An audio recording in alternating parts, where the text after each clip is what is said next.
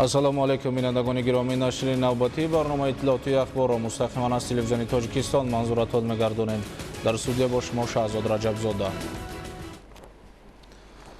26 июн дар қасри миллат асосгузори сулҳу ваҳдати миллӣ, пешвои миллат, президенти ҷумҳурии Тоҷикистон муҳтарам Эмомалӣ Раҳмон, раиси кунандаи созмони амният ва ҳамкорӣ дар Аврупо, вазири корҳои хориҷиву абрӯҳпоӣ ва савдои ҷумҳурии Малта Ян Боргро ба ҳузур пазируфтанд.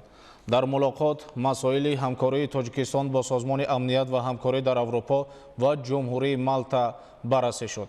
мо аз рӯзҳои нахустини роҳандозии муносибатҳо бо созмон омодагии худро барои густариши ҳамкории судманд изҳор карда будем, таъкид доштанд президенти кишвар муҳтарам Эмомалӣ Раҳмон.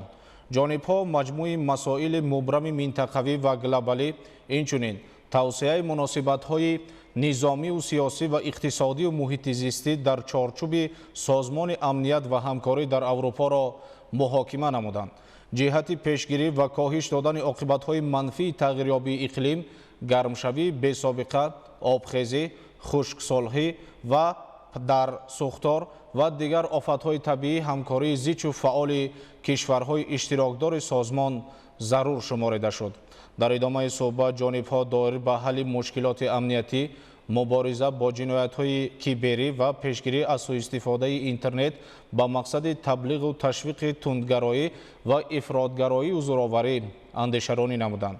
дар мавриди робитаҳои дуҷониба аз сатҳи ҳамкории ду кишвар дар доираи созмонҳои байналмилалӣ ва минтақавӣ бахусус Созмони Милали Муттаҳид ва Иттиҳоди Аврупо изҳори қаноатмандӣ карда шуд.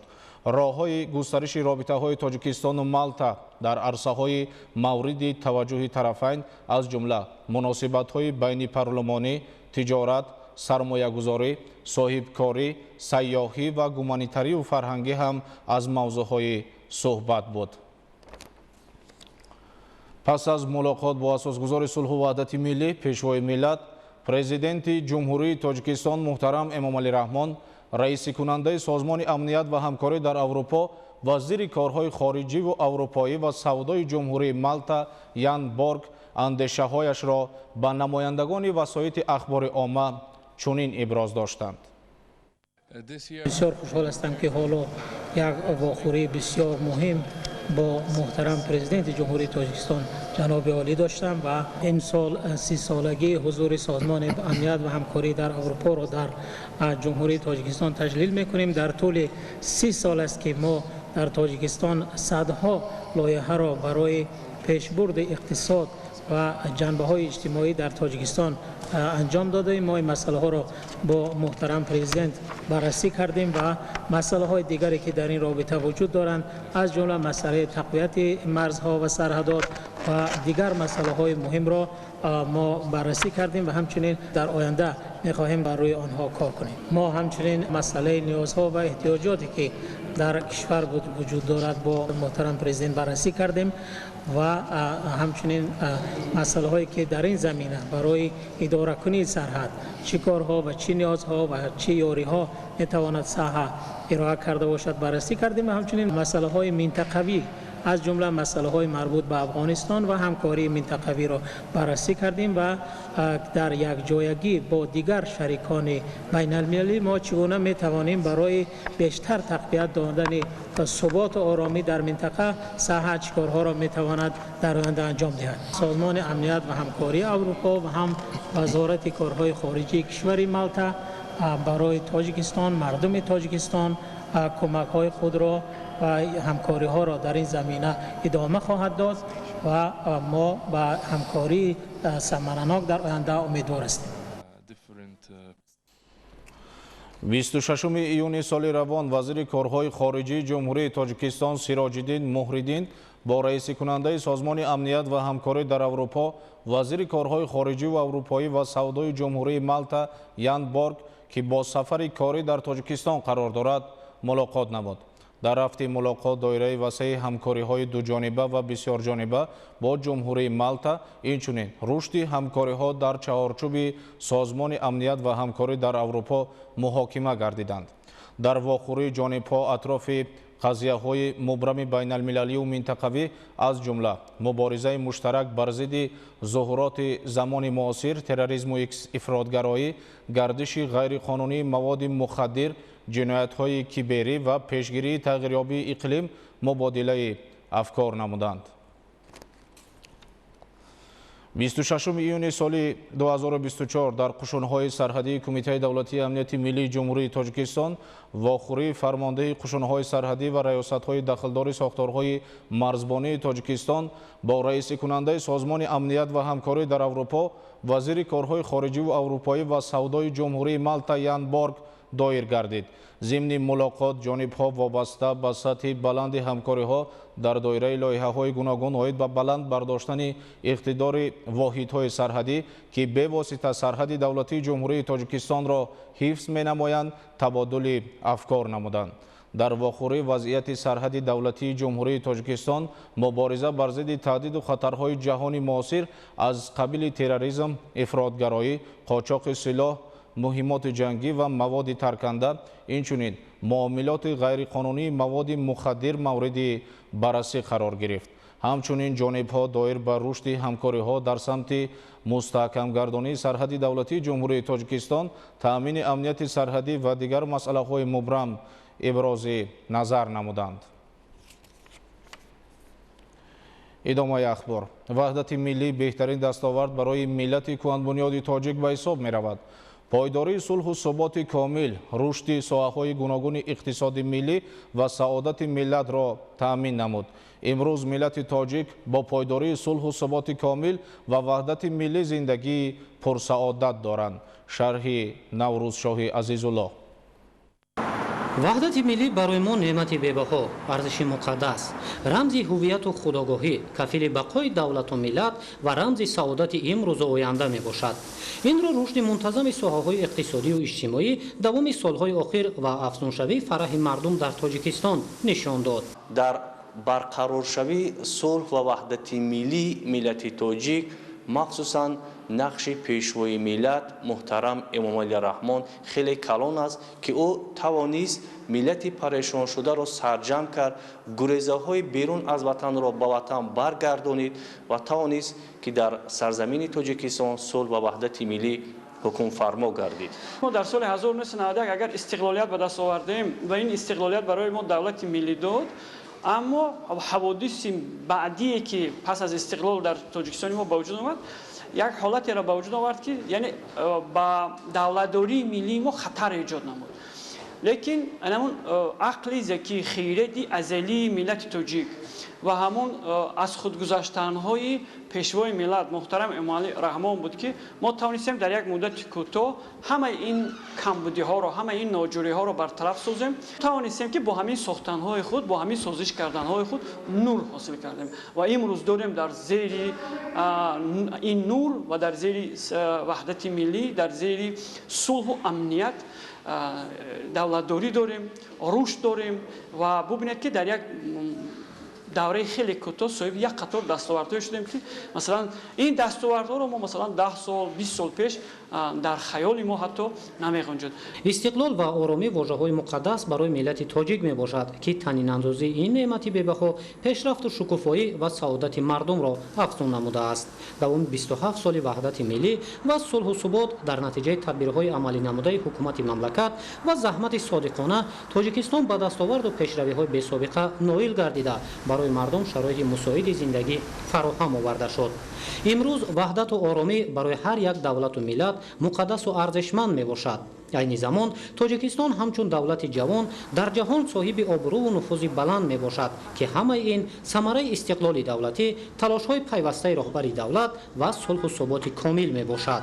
тӯли 27 соли сипарӣ гардида дар Тоҷикистони азиз ваҳдат устувор буд, ки Тоҷикистон рушд ёфт, дар тамоми самтҳо ташаккул ёфт, сатҳи зиндагии мардум бениҳоят хуб гашт, ташаккули муносибатҳои ҷамъиятӣ, иқтисодиёт, иҷтимоиёт, фарҳанг, сиёсат рушд ёфт, ҳифзи ҳуқуқу озодиҳои инсон ва шаҳрванд риоя гардид, ки ин аз ولایت قانون محسوب می‌یابد.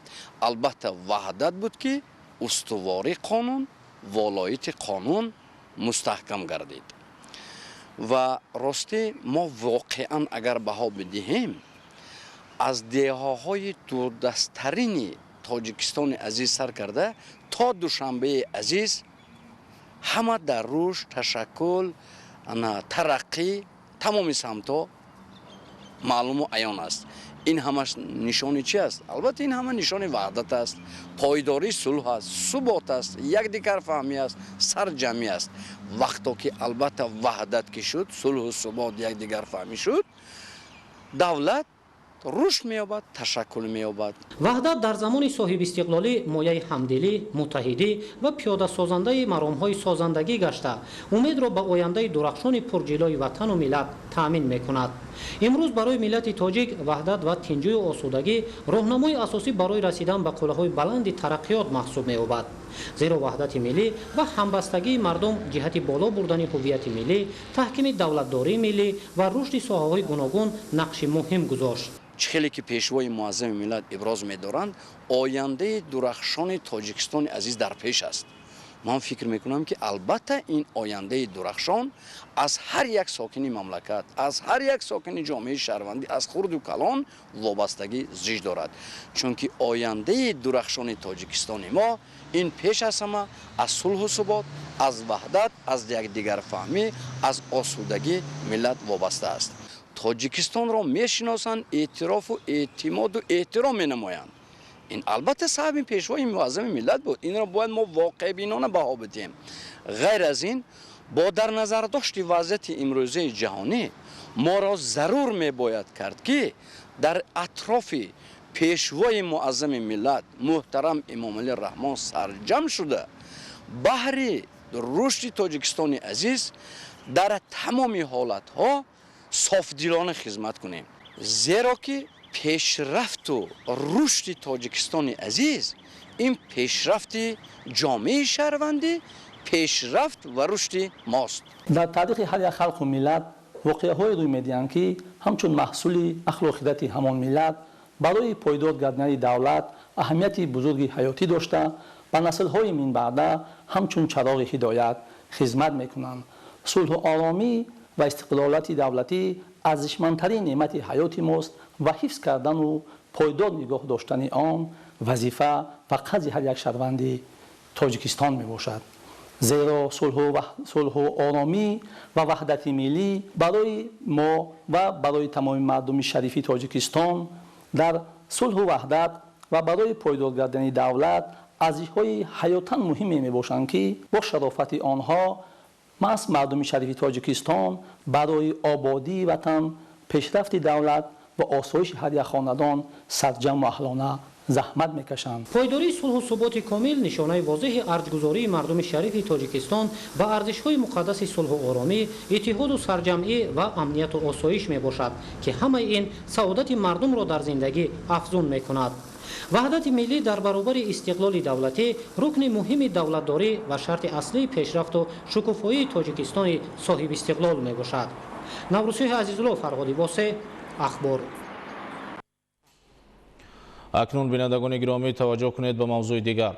در پرتو ملاقات پیشوای ملت پرزیدنت جمهوری تاجیکستان محترم امام علی رحمان با اهل علم و معارف کشور در ناحیه عبدالرحمن جامی همایش دایر گردید. ادامه موضوع در گزارش نوبتی. قبل از آغاز چاره‌بینی اشتراکداران از نمایش دستاوردهای آموزگاران و طالب‌علمان ناحیه عبدالرحمن جامی دیدن نموده تاکید کردند که خوانندگان با اشتراک فعالانه در آزمون و المپیادهای مکتبی در مقیاس ولایت صاحب جایهای نمایان گردیدند. این موفقیت ثمره زحمت‌های آموزگاران به شمار می رود. ضمن سخنرانی مسئولین تاکید داشتند که سرور دولت در ملاقات با اهل علم و معارف کشور بیان نمودند که امروز کشورهای مختلف دنیا بر پایه علم و دانش، اختراعکاری و استحصالی و استفاده تکنیک و تکنولوژی معاصر چگونه ترقی کرده ایستادند. اهل معارف را لازم است که از اصولهای معاصر دانش اندوزی نسل آینده‌ساز کشور را بهره‌ور نموده معرفت ذهنی و سویه دانش شاگردان را بلند بردارند. گفته شد که رشد معرفتناکی اهالی جهانبینی علمی جلب بیشتری نورسان و جوانان به علم آموزی که بنیاد آن را علم‌های طبیعی و ریاضی تشکیل می‌دهند، عامل اساسی پیشگیری کردن خرافات، ظاهرپرستی دینی، افراط‌شوی و گرویدن به غایه‌های ارتجاعی میباشد. قید گردید که برای بلند برداشتن صفت تحصیلات و تعلیم فن‌های طبیعی و ریاضی در همه زمینه‌های تحصیلات تدبیرهای علاوگی اندیشیم. معارفچیان ناحیه عبدالرحمن جامی در نزد خود مقصد گذاشتند که آن دستور و هدایت‌های پیشوای ملت را ضمن ملاقات با اهل علم و معارف کشور دایر گردید، سرمشق کاری خود نموده بهر در عمل تطبیق نمودن هدایت‌های راهنمونساز پرزیدنت مملکت از تمام امکانات وسیع استفاده برده نسل سازنده و ایجادکار و نوآور را تربیت نموده به کمال رسانند. برای با استراحت و فراغت فرا گرفتن خوانندگان مؤسسه‌های تحصیلات میانه عمومی و گیمنازیا و لیسی‌ها در ناحیه دیوشتیش تدبیرهای مهم راه اندازی می‌شوند. گزارش در این خصوص.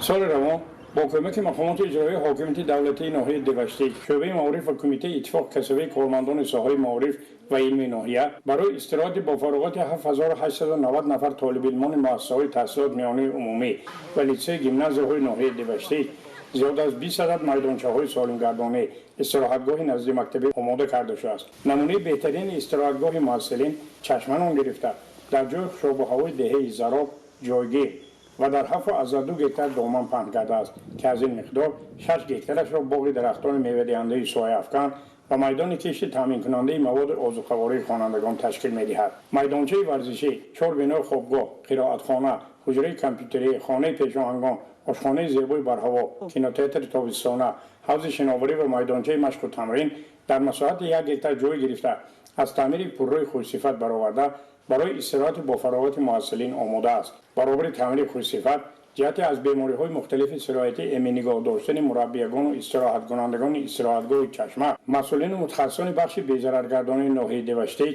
بناهای استراحتی، خوابگاه، میدانچه ورزشی، جای برگزاری چهاربینی‌های فرهنگی، اینفراستراکچور اساسی و یاررسان، آشخانه و کتابخانه را با محلول 3% خلور استر کارکرد گذرانیدند. نسبت خاطرمان تشکیل نمودن استراحت با فراغت خوانندگان در دوره تعطیل تابستانه برای تعمیر و ترمیم چشمه سال سپریشته 60,000 و سال روان زیاد از 22,000 سامانه مصرف گردید. امروز در استراحتگاه کارهای آخرین آبادانی گلکاری، نصب شعار آویزه‌ها و اقتباس‌ها از دستور هدایت‌های پدرانه پیشوای ملت پرزیدنت جمهوری تاجیکستان محترم امام علی رحمان به انجام رسیده است. کارمندان منطقه استراحتی برانند که روزهای نزدیک نخستین 100 نفر خوانندگان را قبول نموده استراحت و آموزش آنها را در سطح مشخص تشکیل می‌سازند. در مجموع دوام دوره فعالیت استراحتگاه 100 نفر خوانندگان فعال به استراحت فرا گرفته خواهند شد که زیاد از 50% استراحت کنندگان را فرزندان عائله‌های نیازمند تشکیل می‌دهند. مورد ذکر است که